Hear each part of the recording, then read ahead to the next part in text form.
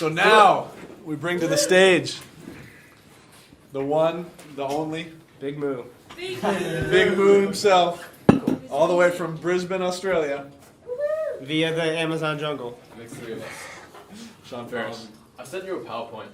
Can you Yes. open that? Alright guys, I gotta catch my flights. All right, Austin, Thank you very much thank for you. holding the event. You got it. It's a pleasure, man. Later. Let's see if I can. It'll be able to.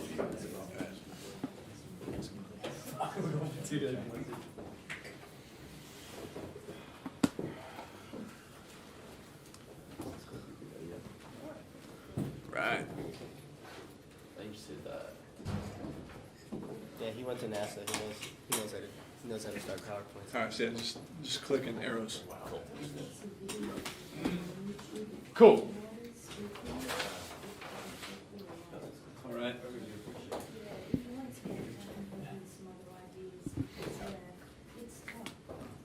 By a show of hands, does anyone here want more clients at all? Are there any hands not raised? Good ones, not depends on. Okay.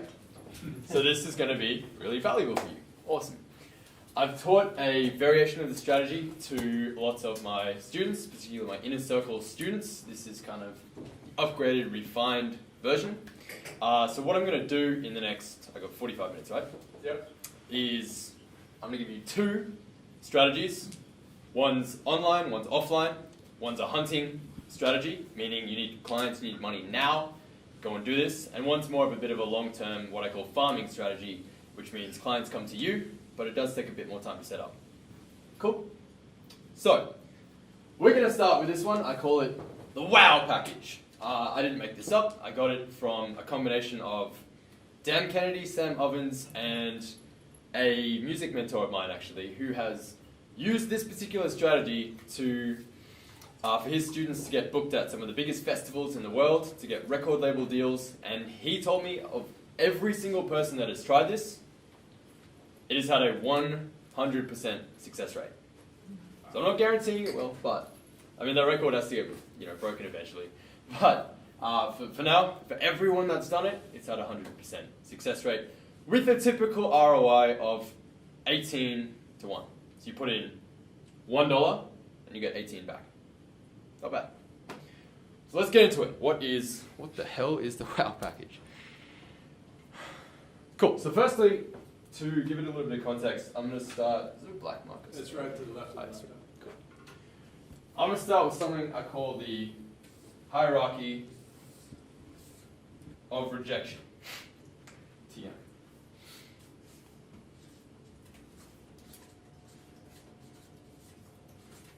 May have spelled that wrong. Yes, I did. That'll do.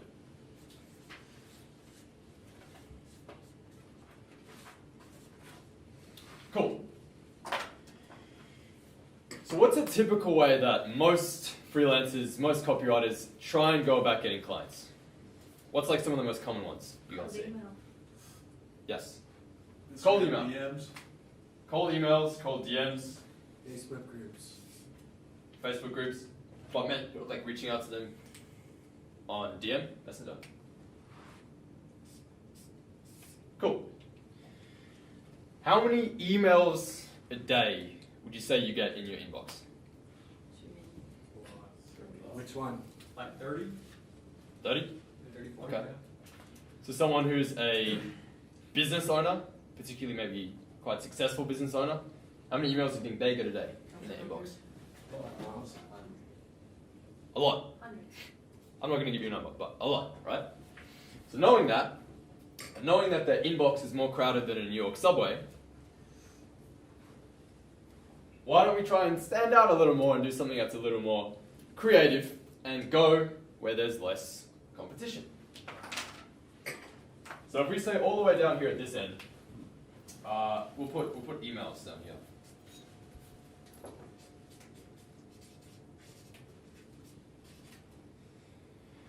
A little further ahead, I would say we have DMs. DM's a little further ahead because most emails you get, do you reply to them, yes or no? No. Most emails you get don't need to reply, so you don't reply. You're not in the habit of replying to most of your emails. DMs have a much higher open rate than emails. Pretty much everyone, I think, 90% of DMs get opened or something, at least read. And most messages you get, do you reply to them? Yeah. I'd say most. More than half of them you would, right? Because the people that are messaging you, friends, family, etc. So you're in a bit more of a habit of replying.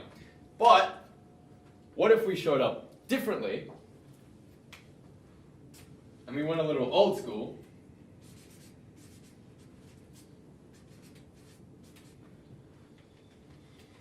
How many packages to their home address would you say the average person gets per day? One? None? Yeah. So would that stand out? Yes. You think they would have a higher chance of getting opened, read, looked at, paid attention to? Especially if it's, I don't know, a courier comes to the door, they have to stop what they're doing, go downstairs, sign for the thing. I think so. So, I think you guys can see where I'm going with this. These are the steps. It's very complicated. You're going to find their physical address. Home address is preferable. Worst comes to worst, you can find their office address. That will work fine as well. If you're struggling to do this, 2 ways you can go about it. The bottom of their emails, if they're sending marketing emails, they legally have to include their address at the bottom of the email. It's just the law of sending emails. Or, if it's not, very simple email. You email them and say, hey, big fan, I want to send you a present. Baby, I've learned a lot from you. I've been through your products and services. I think they're great. I want to send you a gift. Where's the best address to send it to? That email gets a 70% reply rate. Why? People love gifts, right? So that's how you find their address. You are going to FedEx a package to the house, whatever address you found. And then step 3 is my favorite, but that'll come after this. So what the hell do we put in the box? You're going to write a typed out, personalized letter. I mean, handwritten would be even better, but that takes longer. Handwritten font pretty much works just as well. Following this formula. So we call it joke/intro. I'll talk a bit more about that in a second. A compliment, the name drop, in-group bias formula, and then lead with value. Right? So that would look something like, hey, I'm Sean, you've never heard of me. I found your address in a message in a bottle that washed up on the ocean while I was there one day. Just make some elaborate, complicated, funny thing, and then you kind of just say, just kidding, I got it from the bottom of your email. Right? Big fan of your stuff. Compliment. Flattery will get you everywhere. Big fan of your stuff. I've been through this program or this product, or I bought this from you. It helped me in this way. It's been tremendous. I love what you do. I've heard great things about you from someone that they look up to, they respect, they're friends with. That doesn't mean... So let's say, I don't know, you were going after Dan or something. I've heard great things about you from Bedros or Craig or Jason or one of those people, right, that he knows and looks up to. Now, it doesn't mean you necessarily had a one-on-one conversation with them. It could just mean you watched a podcast with Craig and Bedros and they mentioned something good about Dan Locke, right?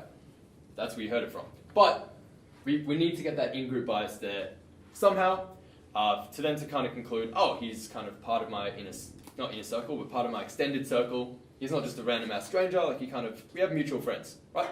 Anyway, you can kind of get that in-group bias, do it. And don't be afraid to name drop, right? Name drop gets a bad rap, but it's really effective. So, do it.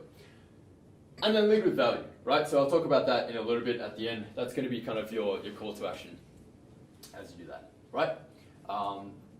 Include as well in the box, I would print out samples of your work, so maybe sample emails you've written for other companies, it could be sample sales pages, etc., bits of copy that you've done for other companies in the same business, the same industry, same niche.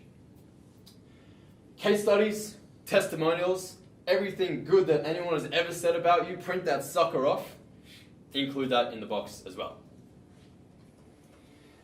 And this is where the magic happens. So to make it stand out, there is a fantastic site that I will show you guys right now. It is called 3dmailresults.com. And it is your new best friend.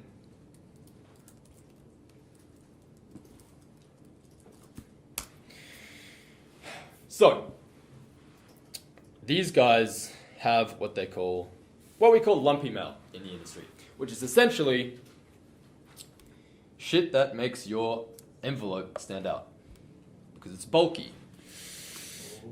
So, you will find item after item after item, clever kind of puns and jokes and different things that you can include with your letter, right?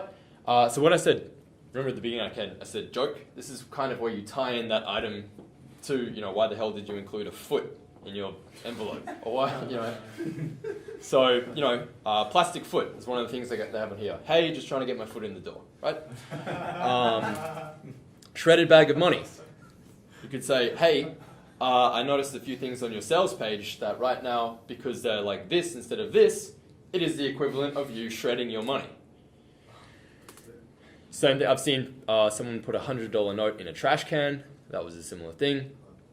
But they have a ton of different stuff that you can choose from here, right? So you can look into that in your own time. And I got exit pop up. It's pretty funny.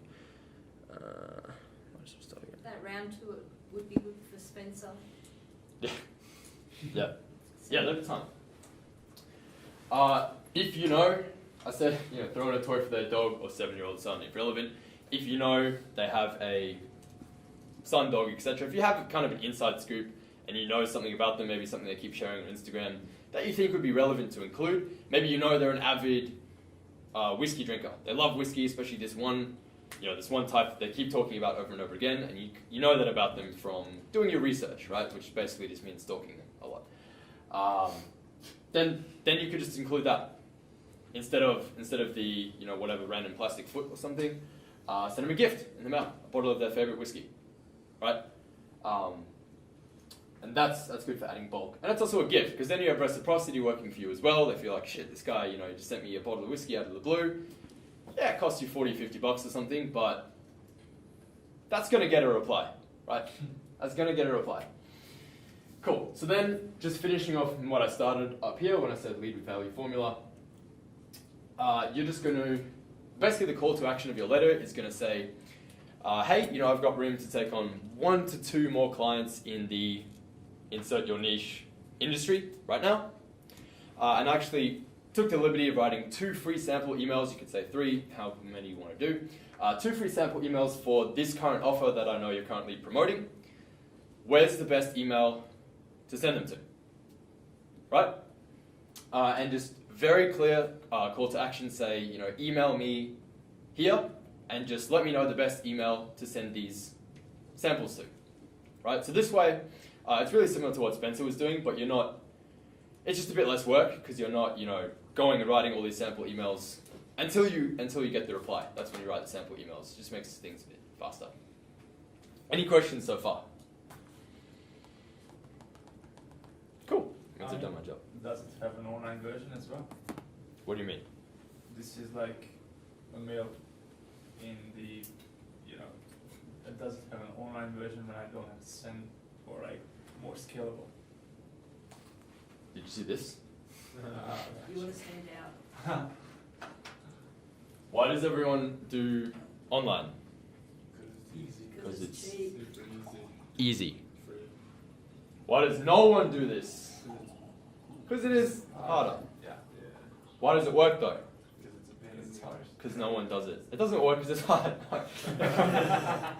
It works because no one does it. That's why. Even Google does it. Yeah. Yes, they do. It's like even Amex. It's like we got a nice little red Ferrari in the mail. Their call to action is if you want to get the remote control so you can drive it, book in for a consultation to get an Amex card. That's smart. So you're on the list when you get a red Ferrari in the car. Yeah, that's hilarious. That's nice.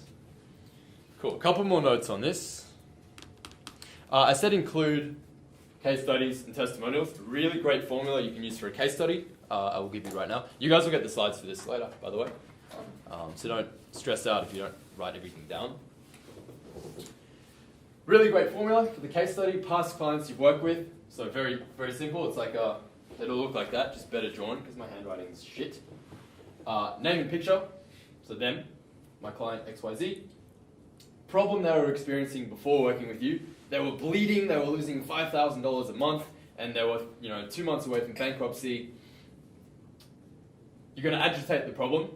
You're not going to write the heading agitate. You're just going to add that under the problem. So implications that derived from the problem. So if this were to continue, they would have gone out of business within 2 months, right? Just make the problem seem as bad as possible. So then you, on your white horse, can come in and save the day, and you say, this is what we did. You don't tell them how you did it. You just say, we implemented a new funnel, a new sales page, a launch sequence, an email sequence, whatever it is, for this current promotion, and results. And as a result, they didn't go bankrupt, but they instead made an extra, $40,000 that week or that month. Which then, of course, the opposite to agitate is we talk about all the benefits and the good things that means for them. They were able to turn their company around. They have all this extra cash flow, which they could use to grow and expand their business, reach more people, help more people, change more lives, all that good stuff, right? And then, of course, proof, right? The most important part of any piece of copy, proof. So you talk about, include anything that increases believability. So it could be screenshots of messages from them saying, hey, you're awesome, right? You changed my business, blah, blah, blah. Testimonials, charts, literally, I wrote it there. It's the oldest trick in the book. It is Agora's single favorite copywriting technique. And it is literally, so, like we're up there, just a chart with an arrow going up. It is the dumbest thing I've ever heard, but it is unbelievably effective to increase believability, and it is a form of proof. So you just, as soon as Jason learned this, he went apeshit and just started using it for everything. So you would literally just have that. He doesn't even label the axes when he does this. He doesn't label any, there's no title. You should do that stuff. But if I'm being honest with myself, has anyone here been through CCC? Capital Copywriting Certification with Agora? Yeah, okay, about half of you guys, cool. If I'm honest, when I looked back and went, after going through the sales page, if I was trying to think to myself, what was it about it that really pushed me over the edge and made me go, yep, I'm buying this? Because the copy on that page is fantastic. 2 things. The first one, these graphs. And the second one was Agora's favorite line of all time, which is, this person did this, and, they are today sipping coconut water on the beaches of Fiji because they wrote one sales page and it made them a millionaire. Had it been you that wrote that sales page instead of that person, then you would now be sipping coconut water on the beach instead of Bob, right? So those 2 things, very, very powerful. Don't forget the graph. Cool. And then just reiterate your call to action again. That was the same as the one on your letter. Any questions about the WOW package at all? All good. Is anyone going to actually do this? Yeah, 100%. This is great. Because I've taught this to a lot of my students. Some of them are in this room, and some of them still haven't done it. Awesome. Cool. So that's my first one out of my 2 ways that I have. Do you know how much time I got left? As long as you need. Yeah, 20 minutes. 20 minutes, cool. Cool, so I'm going to get into my second strategy here. It's a little more long-term, it's a little more complex, but if you take the time to do this and you set it up, it's an ad strategy, then you will have leads for days. You will never run out of leads.